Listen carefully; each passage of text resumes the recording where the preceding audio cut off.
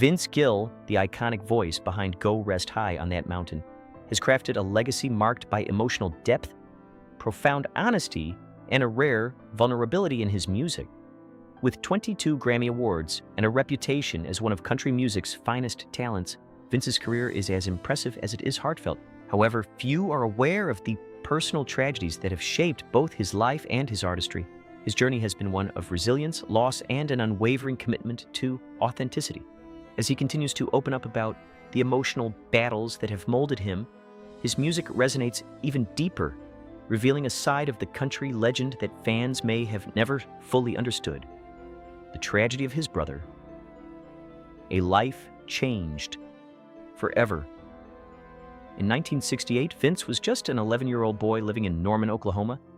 His life was simple, filled with school, family, and a budding love for music. Vince's father, J. Stanley Gill, a federal judge and amateur musician, often played guitar with him, sparking Vince's passion for the instrument. But that peaceful world was shattered when Vince received the news that his older half-brother, Bob Cohen, had been in a devastating car accident. Bob was left in a coma for 3 months and awoke with severe brain damage that forever changed his life and Vince's. The energetic, playful brother Vince had known was gone, replaced by a man unable to speak or care for himself. For Vince, this loss marked the beginning of a lifelong struggle with grief, watching his family quietly mourn for a person who was still physically present, but emotionally and mentally absent. A loss that shaped his music, a song of grief. Bob Cohen remained in this condition for the next 25 years, passing away in 1993. The same year, Vince was making waves as a successful musician. That year, Vince released Let There Be Peace on Earth, a deeply emotional Christmas album that carried the weight of his personal grief. One song, in particular, It Won't Be the Same This Year, was an expression of the loss Vince had experienced. Through the lyrics, Vince captured the aching void that Bob's absence left in his life. Every time Vince sings this song, he is transported back to his 11-year-old self, the boy who was forced to reckon with the devastating impact of his brother's accident. This period of Vince's life not only shaped his music, but also gave his voice a tenderness that resonates with anyone who has experienced a profound loss. Turning down a dream, a defining moment in his career. By the end of the 1980s, Vince Gill was a well-known figure in Nashville's music scene, but was still striving for mainstream success. Though he had played guitar and sung harmonies for Pure Prairie League, his solo albums had yet to make a significant commercial impact. However, Vince's career took a sudden turn when Mark Knopfler, the lead guitarist of Dire Straits, offered him a chance to join the band. At that time, Dire Straits was one of the biggest rock acts in the world, and the invitation was nothing short of a golden ticket. Crossover fame, European tours, and massive arenas awaited him. Yet Vince hesitated. His decision to decline the offer, it was a pivotal moment in his life. While most artists would have jumped at such an opportunity, Vince knew that joining the band would have taken him down a path he wasn't ready to follow. His desire to tell his own stories through his music and remain true to himself outweighed the allure of global fame. Scandal and controversy, facing public judgment.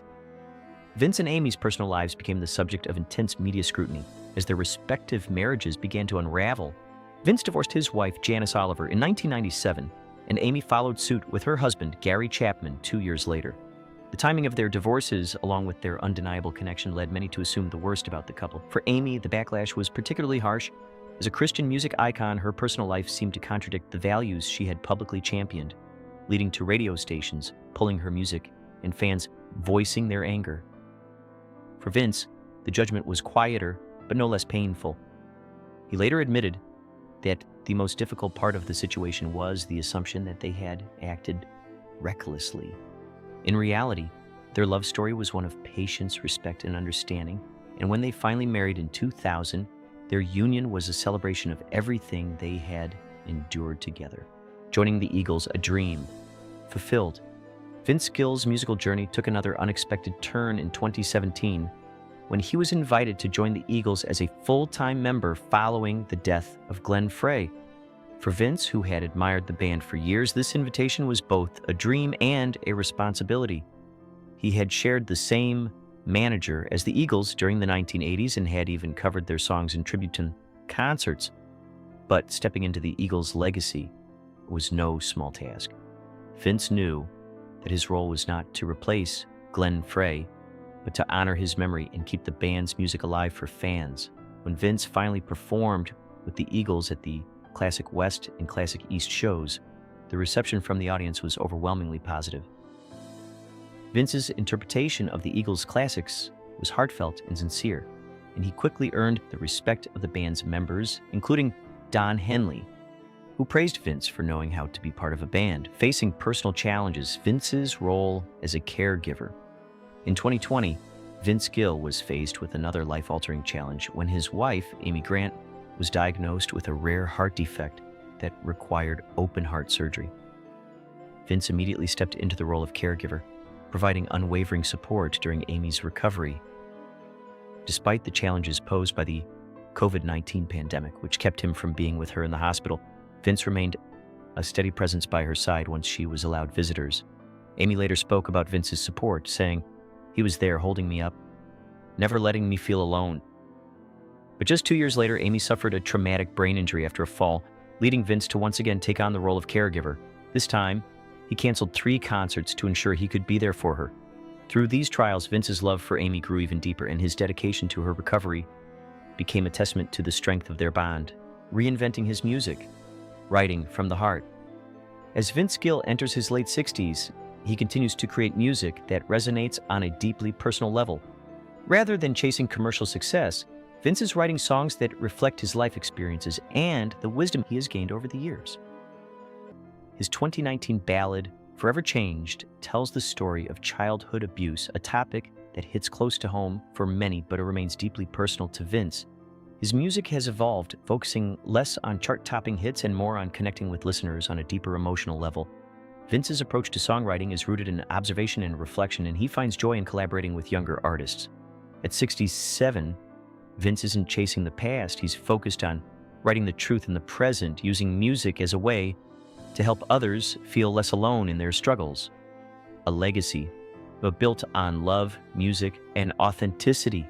Through all the challenges, tragedies, and triumphs, Vince Gill has shown the world that true strength lies in embracing vulnerability and living authentically. His music, which spans decades, continues to touch the hearts of fans around the world. Whether he's reflecting on personal loss, honoring the legacy of Glenn Frey, or supporting his beloved wife through her health struggles, Vince's life has been one of quiet resilience. He has never sought fame or glory for its own sake. Instead, he has used his platform to create a music that speaks to the soul. Vince Gill's story is one of love, music, and the courage to be true to oneself no matter the obstacles life throws your way.